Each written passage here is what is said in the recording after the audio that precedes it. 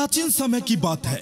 मुनि विश्वामित्र के बुलावे पर मुनि और सन्यासी लोग एक स्थान पर एकत्र हुए और सभा करने लगे। सभा में मुनि विश्वामित्र ने सभी को संबोधित किया। मुनि विश्वामित्र ने कहा कि हे मुनियों, आश्रम में दुष्ट राक्षस यज्ञ करने वाले हमारे लोगों का अपना भोजन बना लेते हैं और यज्ञों को नष्ट कर देते हैं, जिसके कारण हमारे पूजा पाठ, ध्यान आदि में परेशानी हो रही है। इसीलिए अब हमें तत्काल अपने कृतज्ञों से बचने का कोई ना कोई उपाय अवश्य करना चाहिए। मुनि विश्वामित्र की बातों को सुनकर वशिष्ठ मुनि कहने लगे कि एक बार पहले भी ऋषि मुनियों पर इस प्रकार का संकट आया था। उस समय भी हम सबने मिलकर ब्रह्मा जी के पास गए थे और ब्रह्मा जी ने ऋषि मुनियों को संकट से छुटकारा पाने के लिए उपाय बताया था। ऋषि लोगों ने ध्यान पूर्वक वशिष्ठ मुनि की बातों को सुना और कहने लगे कि वशिष्ठ मुनि ने ठीक ही कहा है, हमें ब्रह्मदेव के ही शरण में जाना चाहिए और वहीं से हमें इस संकट का निदान मिलेगा। ऐसा सुन सभी ऋषि मुनियों ने स्वर्ग की ओर प्रस्थान किया। मुनियों के इस प्रकार कष्ट को सुनकर ब्रह्मा जी को बड़ा आश्चर्य हुआ। ब्रह्मा जी कहने लगे कि हे मुनियों, राक्षसों से तो स्वर्ग में रहने वाले देवता को भी भय लगता है, फिर मनुष्य का कहना ही क्या, जो बुढ़ापे और मृत्यु के दुखों में लिप्त रहते हैं। उन राक्षसों को नष्ट करने में श्री विश्वकर्मा समर्थ हैं। आप लोग श्री विश्वकर्मा के शरण में जाए। इस समय पृथ्वी पर अग्नि देवता के पुत्र मुनि अगिरा यज्ञों में श्रेष्ठ पुरोहित है और जो श्री विश्वकर्मा के भक्त हैं वही आपके दुखों को दूर कर सकते हैं। इसीलिए हे मुनियों, आप उन्हीं के पास जाए। ब्रह्मा जी के कथनानुसार मुनि लोग अंगिरा ऋषि मुनि के पास आए। मुनियों की बातों को सुनकर अंगिरा ऋषि ने कहा, हे मुनियों, आप लोग क्यों व्यर्थ में इधर उधर मारे फिरते रहे हैं? दुखों को दूर करने वाले बाबा श्री विश्वकर्मा भगवान के अतिरिक्त कोई भी समर्थ नहीं है।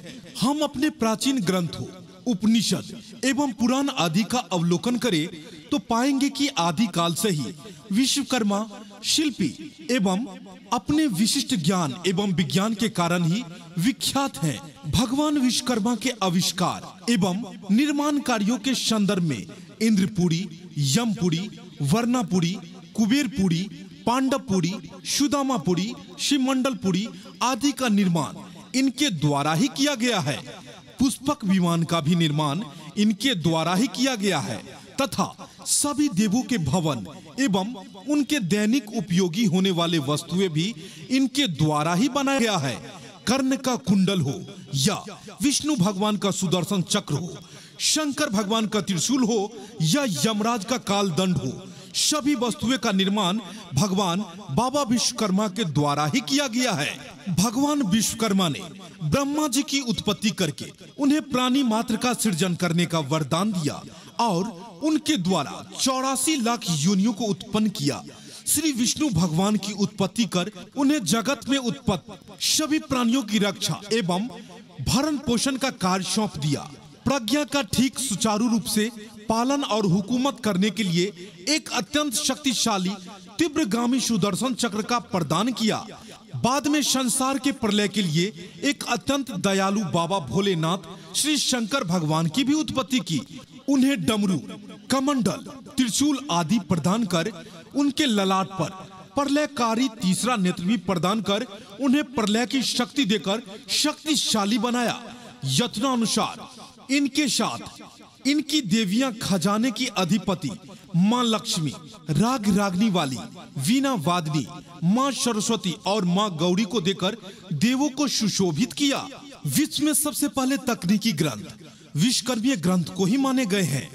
विश्वकर्मीय ग्रंथ इनमें बहुत प्राचीन माना गया है, जिसमें न केवल वास्तु विद्या बल्कि रथादि वाहन व रत्नों का विमर्श है।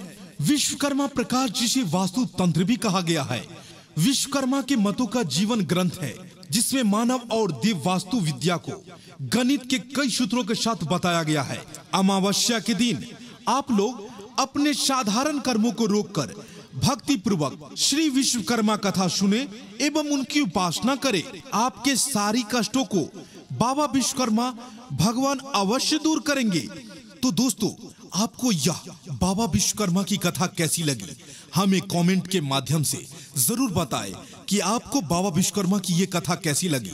तो दोस्तों, इसी तरह के ढेर सारे वीडियो देखने के लिए हमारे YouTube channel AM film production by Deepak Deewana को सब्सक्राइब करें और देखते रहे इसी तरह के ढेर सारे वीडियो बिल्कुल फ्री। धन्यवाद।